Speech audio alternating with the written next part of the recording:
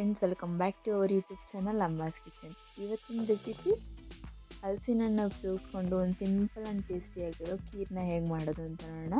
ಮೊದಲಿಗೆ ಒಂದು ಪ್ಯಾನ್ನ ಬಿಸಿಗೆ ಇಟ್ಕೊಂಡು ಒಂದು 3 ಟೇಬಲ್ ಸ್ಪೂನಷ್ಟು ತುಪ್ಪನ ಆ್ಯಡ್ ಮಾಡ್ಕೊತಾ ಇದ್ದೀನಿ.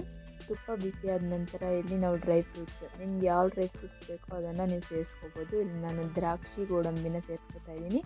ದ್ರಾಕ್ಷಿ ಗೋಡಂಬಿನ ಒಂದು 5 ಮಿನಿಟ್ಸ್ವರೆಗೂ ಲೋ ಫ್ಲೇಮಲ್ಲಿ ಇಟ್ಕೊಂಡು ಗೋಲ್ಡನ್ ಕಲರ್ ಬರೋವರೆಗೂ ಫ್ರೈ ಮಾಡ್ಕೊಳ್ಳಿ. ಗೋಲ್ಡನ್ ಕಲರ್ ಬಂದ ನಂತರ ಇದನ್ನು ಪಕ್ಕಕ್ಕೆ ತೆಗೆದಿಟ್ಕೊಳ್ಳಿ. ಈಗ ಅದೇ ಪ್ಯಾನ್ಗೆ ಸಣ್ಣದಾಗಿ ಕಟ್ ಮಾಡಿಟ್ಕೊಂಡಿರೋ ಅಂಥ ಹಲಸಿನನ್ನು ಸೇರಿಸ್ಕೊತಾ ಇದ್ದೀನಿ. ಸೇರಿಸ್ಕೊಂಡು ಈಗ ಇದನ್ನು ನೀಟಾಗಿ ಒಂದು 5 ಮಿನಿಟ್ಸ್ವರೆಗೂ ಸಾಫ್ಟ್ ಆಗೋವರೆಗೂ ಇದನ್ನು ಮಿಕ್ಸ್ ಮಾಡ್ಕೊತಾ ಇರಬೇಕು. ಹೀಗೆ ಗ್ಯಾಸ್ನ ಲೋ ಫ್ಲೇಮಲ್ಲೇ ಇಟ್ಕೊಂಡು ಈ ಥರ ಮಿಕ್ಸ್ ಮಾಡ್ಕೊಳ್ಳಿ. ಇಲ್ಲಿ ನಾನು 2 ಬೌಲಷ್ಟು ಹಾಲನ್ನ ಸೇರಿಸ್ಕೊತಾ ಇದ್ದೀನಿ. ಹಾಲನ್ನ ಸೇರಿಸ್ಕೊಳ್ಳುವಾಗ ಲೋ ಫ್ಲೇಮಲ್ಲಿ ಇಟ್ಕೊಂಡು ಸೇರಿಸ್ಕೊಳ್ಳಿ. ಸೇರಿಸ್ಕೊಂಡಿದ ನಂತರ ಈಗ ಫ್ರೈ ಮಾಡಿ ಪಕ್ಕಕ್ಕೆ ತೆಗೆದಿಟ್ಕೊಂಡಿರೋ ಅಂಥ ಡ್ರೈ ಫ್ರೂಟ್ನ ಇಲ್ಲಿ ನಾನು ಸೇರಿಸ್ಕೊತಾ ಇದ್ದೀನಿ.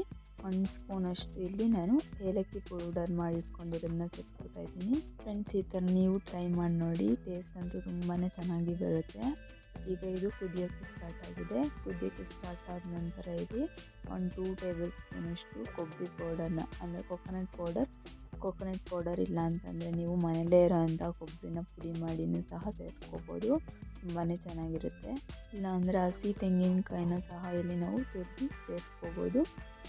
ಸೇರಿಸ್ಕೊಂಡಿದ ನಂತರ ಈ ಥರ ನೀಟಾಗಿ ಒಂದು ಮಿಕ್ಸ್ ಮಾಡ್ಕೊಳ್ಳಿ. ಈಗ ಇಲ್ಲಿ ನಾನು ಪಿಸ್ತಾನ ಸೇರಿಸ್ಕೊತಾ ಇದ್ದೀನಿ. ಅದು ಆಪ್ಷನಲ್, ನಿಮಗೆ ಬೇಕಿದ್ದರೆ ಸೇರಿಸ್ಕೋಬೋದು, ಬೇಡ ಅಂದರೆ ಸ್ಕಿಪ್ ಮಾಡ್ಕೊಳ್ಳಿ. ಇಲ್ಲಿ ನಾನು ಬಾದಾಮ್ ಪೌಡರ್ನ ಸೇರಿಸ್ಕೊತಾ ಇದ್ದೀನಿ. ಬಾದಾಮ್ ಪೌಡರ್ನ ಸೇರಿಸ್ಕೊಂಡಿದ ನಂತರ ಈ ಥರ ನೀಟಾಗಿ ಮಿಕ್ಸ್ ಮಾಡ್ಕೊಳ್ಳಿ.